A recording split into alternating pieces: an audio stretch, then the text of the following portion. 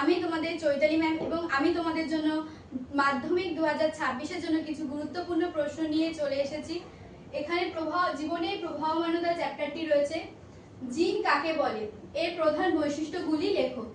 তারপরে প্রশ্নটি রয়েছে ক্রোমোজোম কত প্রকারের, ক্রোমোজোম ডিএনএ ও জিনের আন্তঃসম্পর্ক ব্যাখ্যা করো। তারপরে থার্ড কোশ্চেন রয়েছে ডিএনএ রাসায়নিক উপাদানগুলি চিত্রের সাহায্যে ব্যাখ্যা করো। তারপর রয়েছে কোষ বিভাজনের তাৎপর্য কি, এবং রয়েছে মিয়োসিসকে রাশ বিভাজন বলা হয় কেন। এই প্রশ্নগুলি মাধ্যমিক 2026-এর জন্য খুবই গুরুত্বপূর্ণ।